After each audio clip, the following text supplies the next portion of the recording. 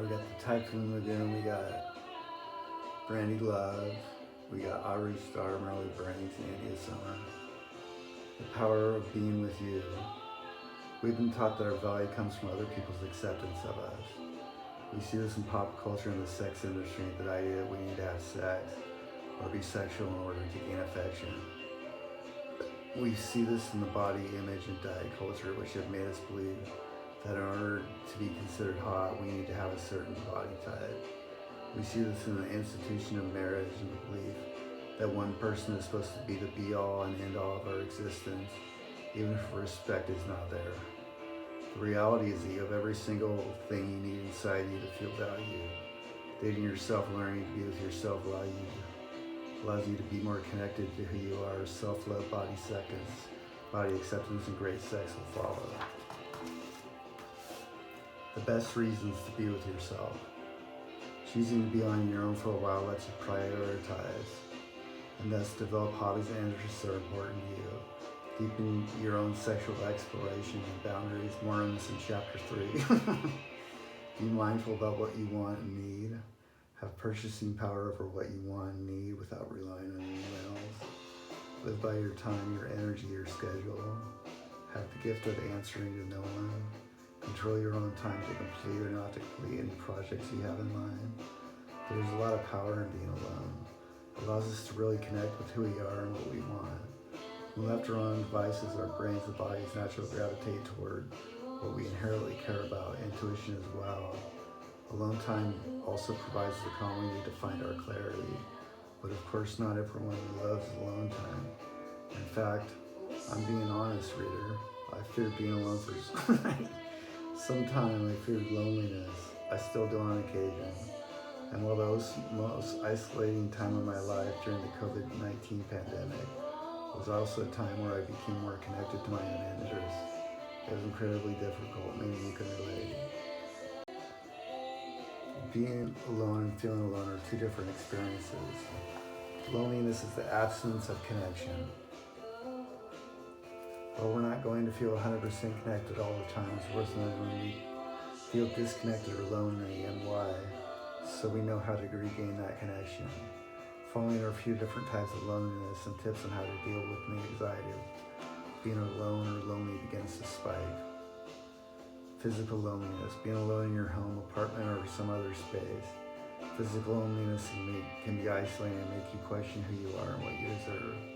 To combat physical loneliness, try taking a walk, calling a friend, visiting a museum, taking yourself out on a day, and experiencing the world outside of yourself, like with Kelsey Monroe and Jimbo.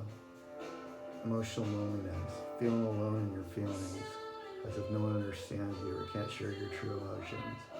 To combat emotional loneliness, try journaling, reading a book, donating or volunteering so that you're acting in order to service, rather than ruminating your inner world and drawing on your feelings. Romantic loneliness. Not having a partner. I can't remember a moment in my life when I wasn't fed the narrative. But if I wasn't married, engaged, or in a loving, committed, read, or non-loose relationship, then I was basically damaged goods. The vast majority of movies and TV shows, consider the entire Disney canon, the Bridget Jones franchise, or every rom-com, are dedicated to the idea that in order to be a valued human, another human needs to accept you and grant you that value. To combat romantic loneliness, try having special nights just for you, creating a passion project that isn't no monetary incentive, or spending time outlining your goals. Be there for yourself more than what someone else wanted else. I remember that with the Van Damme dude. Take 3. On being alone at 31, I unrooted my life and moved into a studio apartment. I was under the impression I needed to do so in order to feel like an adult. Before the move, I was living with roommates and feeling like it wasn't for me anymore, not because I had bad roommates, but because I thought I would be or should be more independent at that point in my life.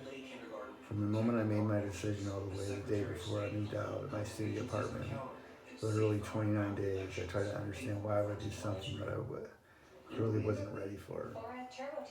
The answer, I didn't listen to myself and my needs, nor did I stop to understand why I wanted to be in my own place.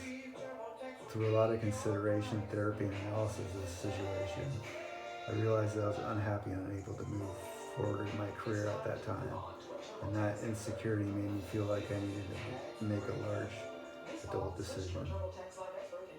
I learned a lot about myself from that experience. First and foremost, I've learned that I'm uncomfortable with how others perceive my adulthood. The hidden discomfort was running around my brain like a toddler with a knife just waiting to cause damage when on Earth. I'm not saying you should make a big decision in order to learn life lessons. I'm saying that next time you feel uncomfortable being alone, ask yourself why. Is it because it is scary? Is it because it is unprepared? Is it because you have to be with your own thoughts? Those answers will help you inform decision making and determine readiness for the next step in your life. Whether that's moving into your own apartment, taking a solo vacation, entering into a new relationship, or anything else. If you have a hard time with loneliness, that's totally okay. If you find yourself in a alone position and can't enjoy it without negative thoughts getting in the way, consider what you can do to combat those feelings a better route, rather than just jumping into something that might temporarily ease the loneliness, but that isn't healthy in the long run. My dearest reader, I would love nothing more than you to enjoy your own company. We fill our days with all kinds of distractions, and we get in the way of what we actually want and need. Ignoring those personal prompts allows us to be easily swayed, prioritize others over our own well-being, and make decisions that are truly not in our best interest. It isn't always easy to listen to what you have to say. Goodness knows we all have some version of imposter syndrome inside of us, but it's important to be able to enjoy being alone and to find value in your independence. Now that we're committed to exploring our alone time, let's make the most of it by identifying and enjoying your pleasures. I'm not going to do solo days.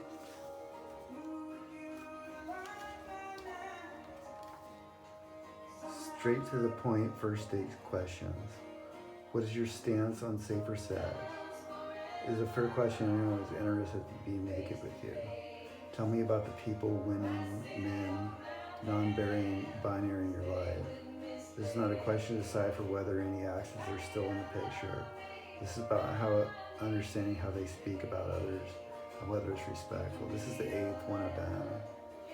Out of the Coast to Coast, out of the Aquamarina, out of the Wyoming Wild Cannabis, out of the Fantasy Island, out of the Treasure Chest, out of the Tropical Paradise, out of the beach, now the Typhoon Lagoon. God damn it, dude. You're not out here showing bank account receipts or anything like that. You're looking at their ambition, whether it matches yours. Does this person date activity align with my values? I'm not sure whether a certain sexual interaction or date is worth your time. Ask yourself the following questions and really consider whether and how your responses reflect your core values. What do I need right now? Do I need physical affection or a night's sleep? Do I need to eat? Do I need to cry? Well, this is actually going to take away from those basic needs. Is this person respectful of others? What do I know about this person? Will I have to spend money or dinner or drinks before even getting to know this person? Am I willing to do that? Does this require me to travel? If so, am I up for that? How do I feel when I talk to this person?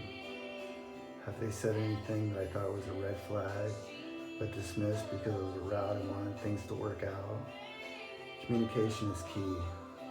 Yes, no, maybe. Communication is deeply part of partner play experience. In fact, throughout all your current future relationships, whether they're romantic, casual, or platonic, good communication is vital. It is the key to effective and long-term relationships with others, as well as with yourself. Mind you, it takes a lot of effort to be aware of your own wants and needs, let alone navigating those of another person, like unrepentant Geraldines do with Dylan. in Lebanon at Bagby Hot Springs, dude. So far in this book, you've gotten really, really good at communicating with yourself about what you want and need. But how does that translate to communicating with another person who's interested in getting naked with you? How do you communicate your needs while also meeting theirs? And what happens if you disagree about something? Oh no, a dreaded disagreement. I hate to break it to you, but no matter how simpatico you and your lover are, there will always be something you don't agree on and need to work through. I remember that at OSU. This is why excellent communication skills are important. While Disney movies, rom-coms, and the entirety of the Hallmark Channel try to convince you that there is only one true, uncomplicated, no work to be had love out there for everyone, I will stand in defiance and tell you that is simply false. No matter how much you gel with another person, you will at some point need to communicate about uncomfortable, complicated, or sticky issues in order to feel fully seen and explore new, exciting possibilities with your lover. Shoving these feelings down shuts us off to other people and makes it extremely difficult to find pleasure, babes. Do you need to be having sex with a partner to have a healthy sex life? No, not at all. Give your time to explore your body and sexual interests is incredibly valuable. See chapter 3 in turn will make you more communicative if and when you decide to have sex, a relationship, a hookup, a masturbation session, a chill night where getting off isn't on your radar or anything else. A healthy sex life is about communication, desire, and timing. Take your time and do what feels good to you. As you find yourself exploring other people in different types of relationships, remember this. You have full control over your actions and the pleasure you would like to give and receive. Your super hot brain and body should come first. But I also like to point out that putting your partner's sex needs first is also a massive component of being a great partner and improving on your overall sex life. Some people even feel putting their partner's pleasure first is what gives them pleasure.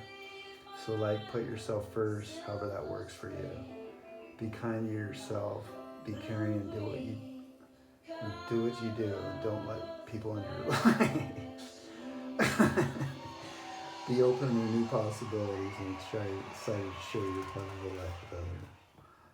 Rethink the first date. Getting to know someone can be exciting, exhausting, a little bit tiptoey as you both try to navigate each other's personality. The one thing we were taught by every representation of dating is that you shouldn't ask tough questions on the first date test, lest you scare off your partner. I say to hell with that. Of course, be respectful, but dating is like an interview for a prospective candidate.